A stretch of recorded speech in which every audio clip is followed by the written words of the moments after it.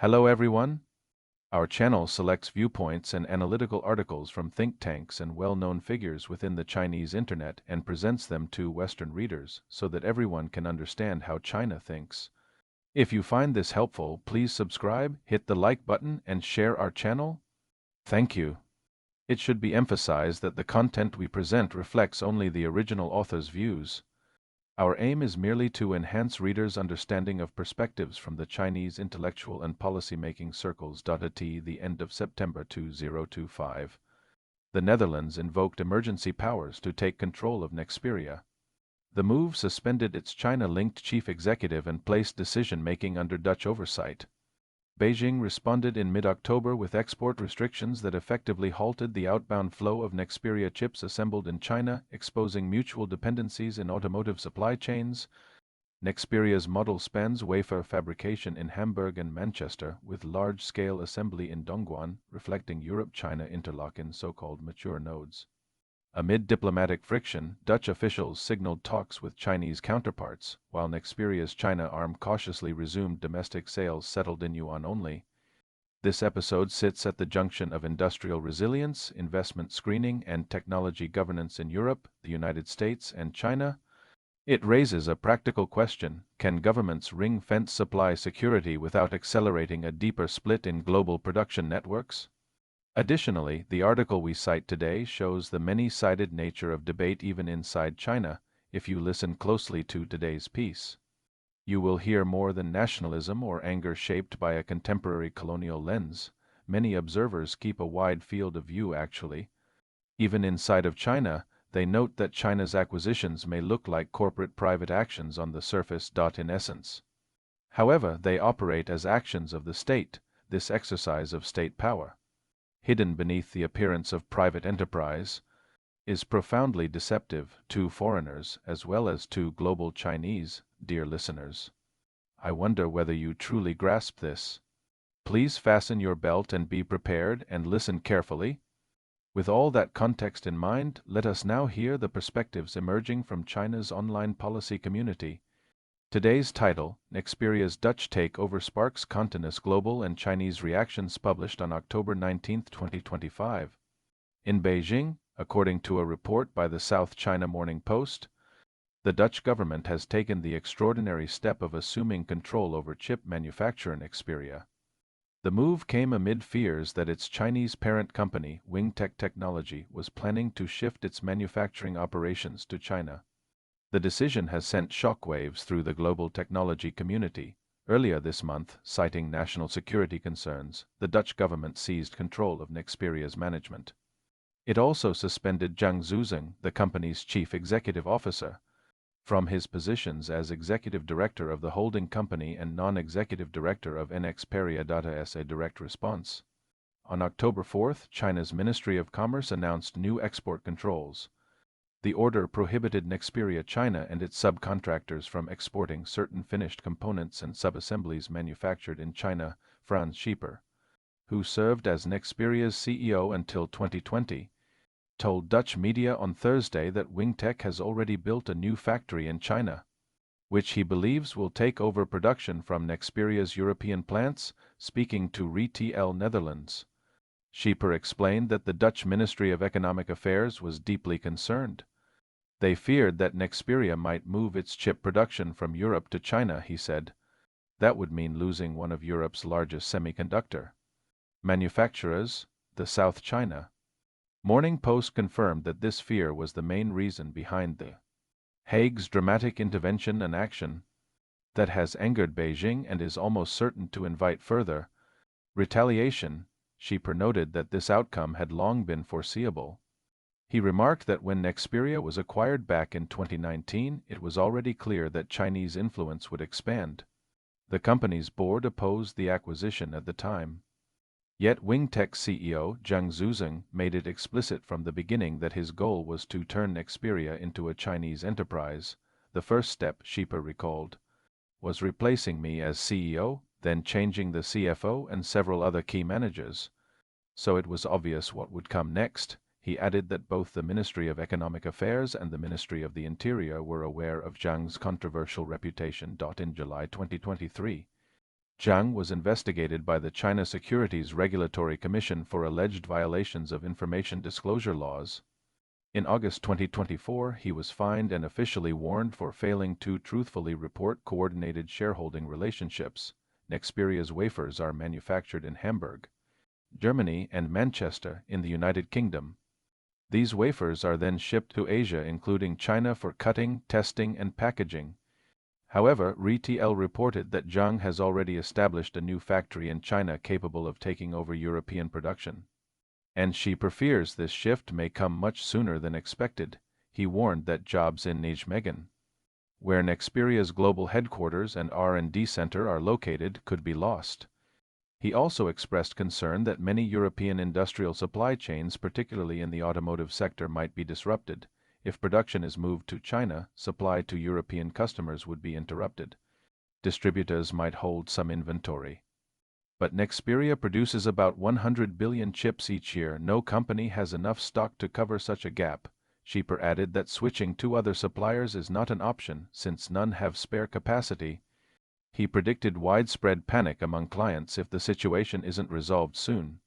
Schieper said the Dutch Minister of Economic Affairs, Vincent Kermans, must urgently start talks with the Chinese government to find a solution. In a letter to Parliament this week, Minister Kermans wrote that the deficiencies involve the improper transfer of capacity, financial resources, and intellectual property to a foreign entity unrelated to Nexperia but controlled by its CEO.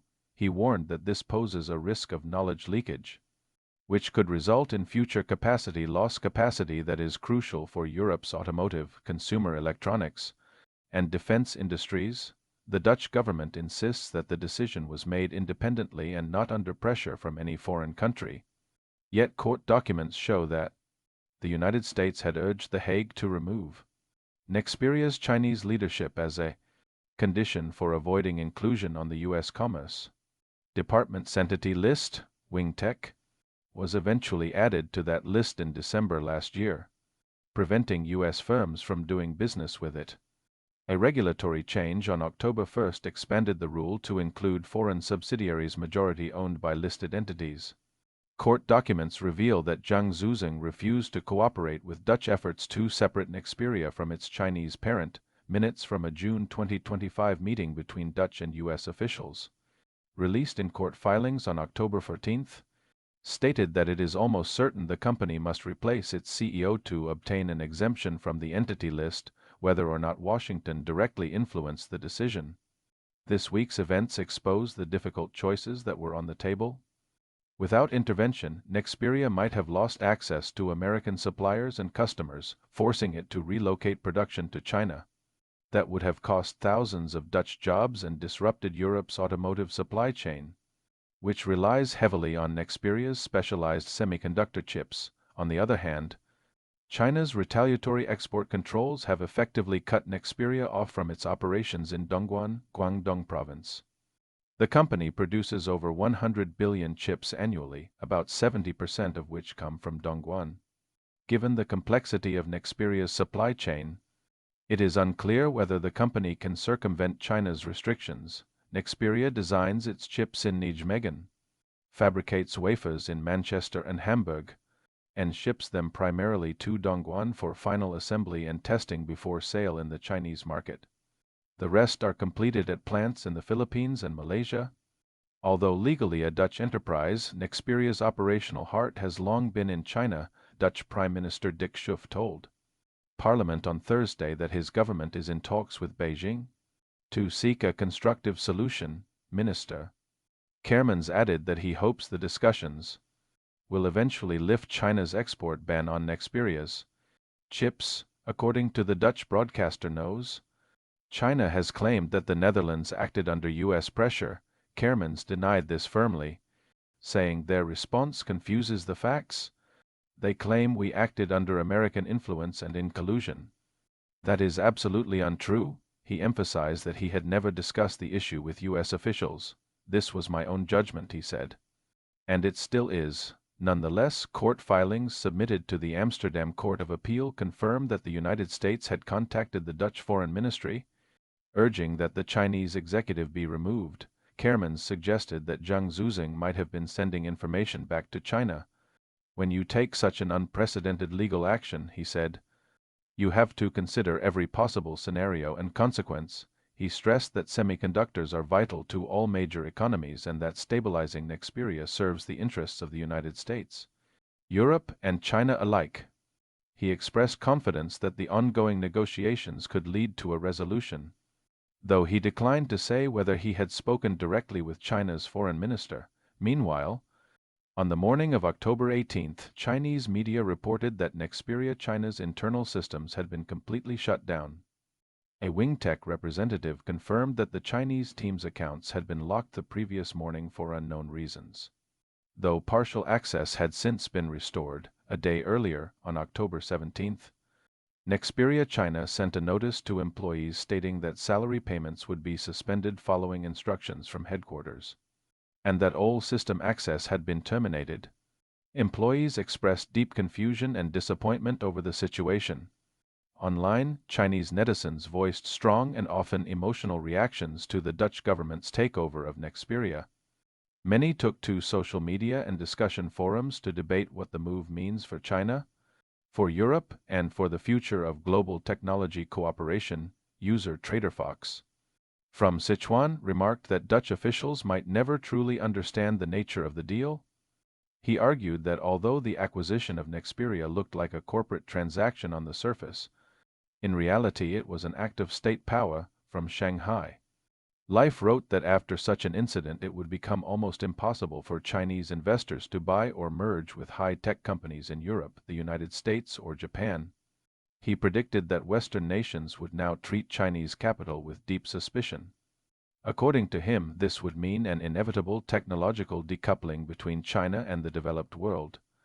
He continued that while full domestic research and development has benefits such as promoting local industry and self-reliance, it also carries heavy costs. R&D requires enormous national investment, he said, and if China takes the wrong technological path, the results could be disastrous.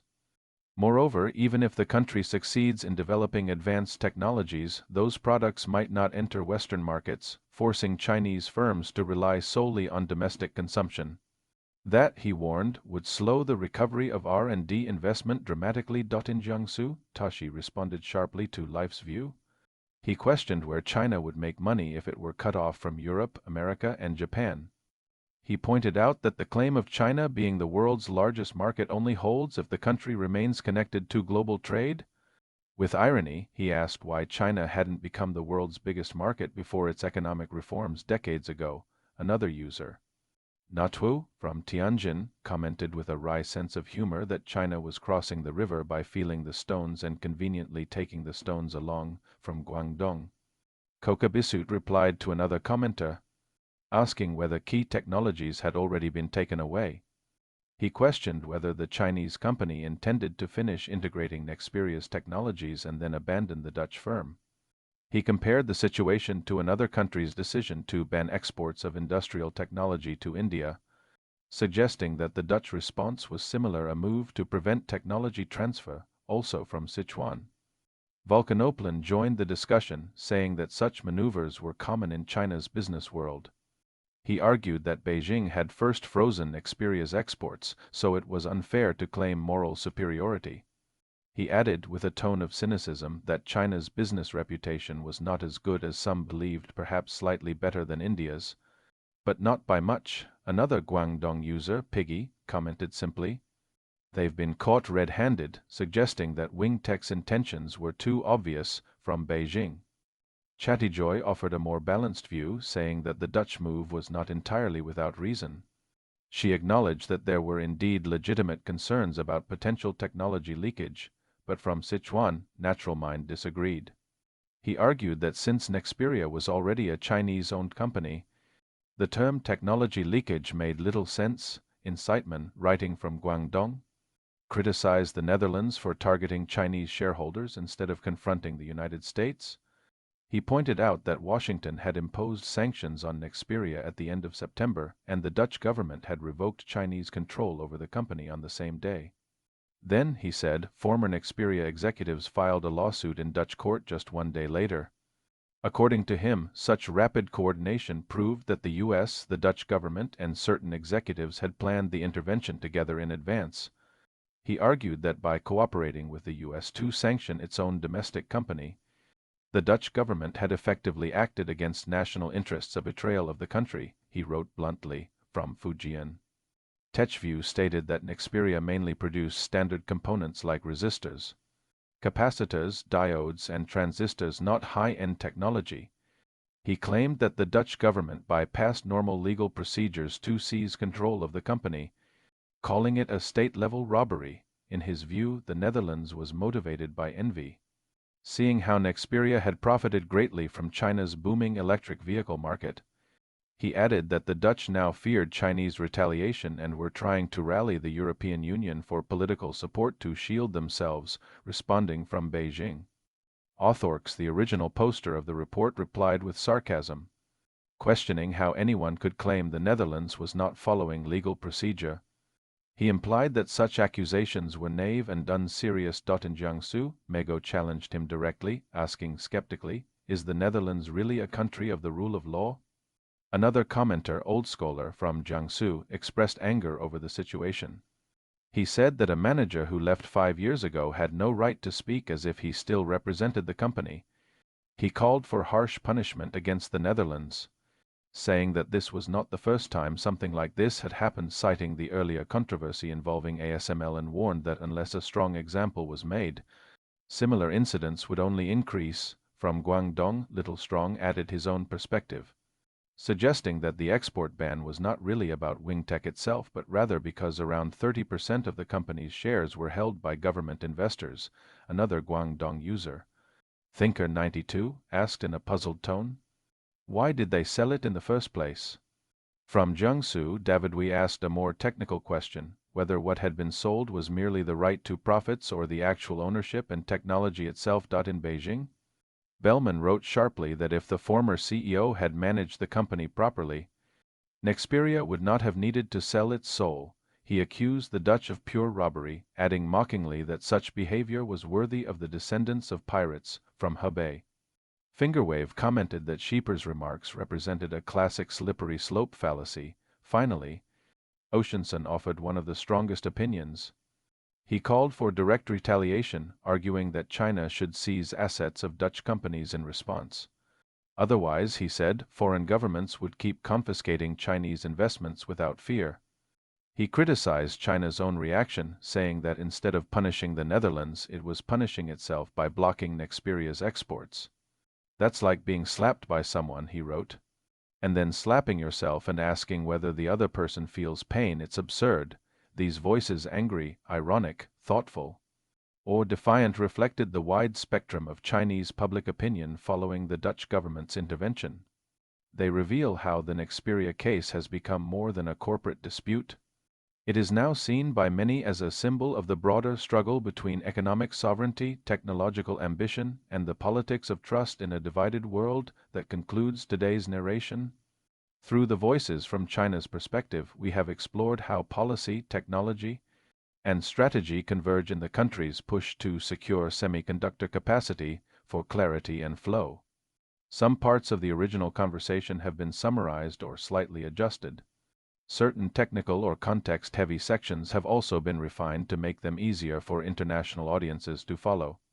If you would like to read the full transcript or discuss the ideas in more depth, you are welcome to reach out to us directly. If you enjoyed this episode, please like, share, and subscribe to How China Thinks. Thank you for listening, and see you next time.